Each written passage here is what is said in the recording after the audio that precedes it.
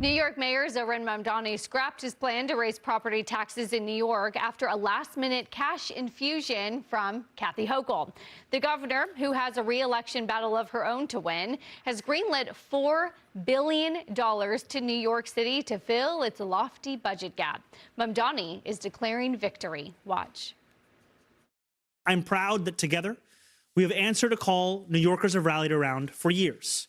We will tax the rich. I don't know how else to describe a tax on secondary homes of non-resident New Yorkers worth more than $5 million than as a tax on the rich. I've been very open and honest about my vision, whether it be fast and free buses or whether it be higher personal income taxes on the wealthiest New Yorkers or the most profitable corporations. This budget is a reflection of that vision.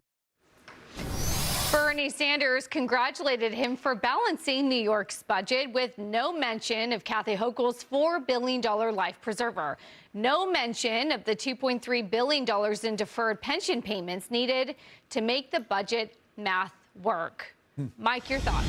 Yeah, so as a lifelong New Yorker, it's horrible to see what's happening. So those pension, the $2.3 billion in pension deferrals, that wasn't going to billionaires. That's for working class people, and he's putting all of that at risk. But the bigger concern for me is I saw a poll where Kathy Hochul is leading by double-digit percentage points in the governor's race. So there's so many people who live in New York City and New York State who support both Mayor Mamdani and Kathy Hochul. And I can't figure out for the life of me why you would support that, because what he's doing is going to be hurtful to New York City, Mamdani, that is. And I'm concerned that for the first time in my life, I don't know that New York City will recover from this. I think it's very bad what he's driving out the people who actually support the city and keep the city running. And those aren't stupid people. If they're not wanted here, there's plenty of places like Florida, like Texas, where they are wanted, and they're going to move there. And what does that leave here in New York City 3 years from now when he's up for re-election? Okay, Jackie, that's a bold call, because we sat here at 9/11 and people said the city wouldn't recover, and we did. We sat here in 2008 and people said the city wouldn't recover, and we did. And so we're sitting here with Mamdani and people are saying the city won't recover. Is this time different? No, I'm going to be positive and say this time is not different, and that what will happen is it will get bad, to your point, and you've made this point, Taylor, before too.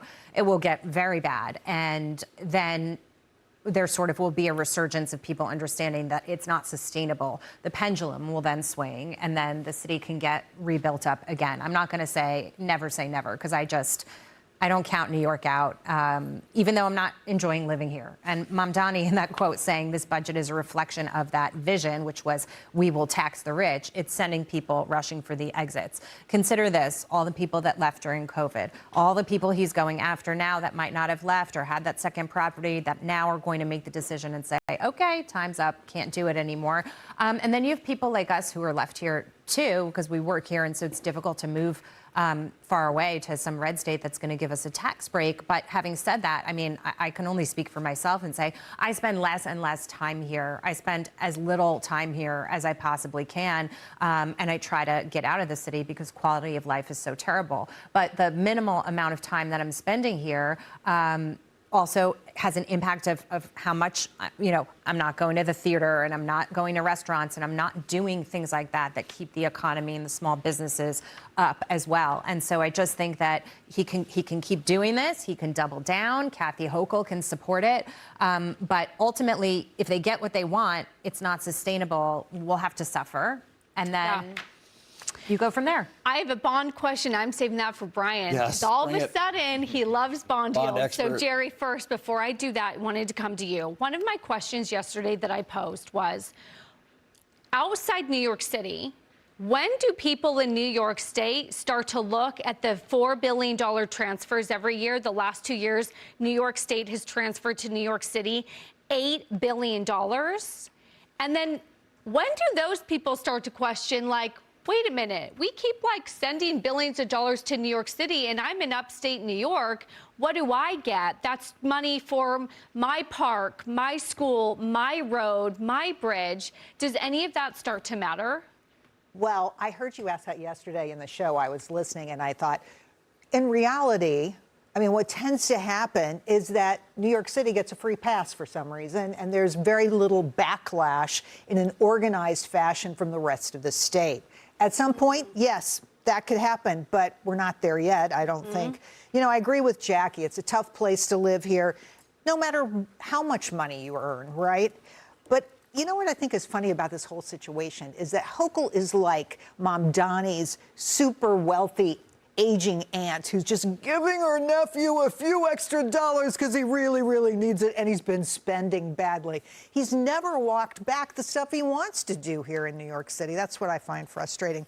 And remember, the top 1% in New York City pay 45% of NYC taxes. Oh, that doesn't sound like their fair share. Fair share is 100% in Mamdani's eyes. Yes, make it fair. Hochul endorsed him, and I believe that she endorses the policies. I think she's just walked it back because she's heading into an election, and she realizes that there are parts of New York that won't support that agenda. There are red parts of New York that won't necessarily support it, and she wants to win. But I think at heart, she's 100% Right behind on it. board. Yeah.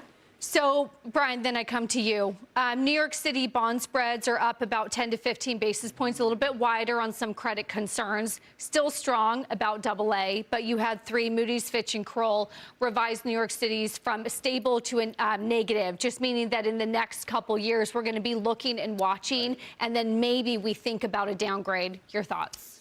Well, I think Bernie Sanders loved what Mamdani did here because he did the Bernie Sanders plan, which is you gotta take your problem and you gotta socialize it and make it everyone else's problem. So he took his problem of a budget deficit, he handed it to Kathy Hochul and said, here, make this all of New York State's problem, and she did that. That's what these guys are going to do. That's what they're trying to do. Seattle and Washington State, same thing, millionaire Or tax. push it to the feds, ultimately. And Because about a when- third of spending in large cities comes from the federal You know who they're government. because they're banking on President US of A. 2028. Newsom, Yeah. handing these cities all this money, socialize it to the rest. That's what they're doing. That's Bernie Sanders' plan. Mamdani is the foot soldier right now. Foot, soldier, feet, I raise you a Birkenstock.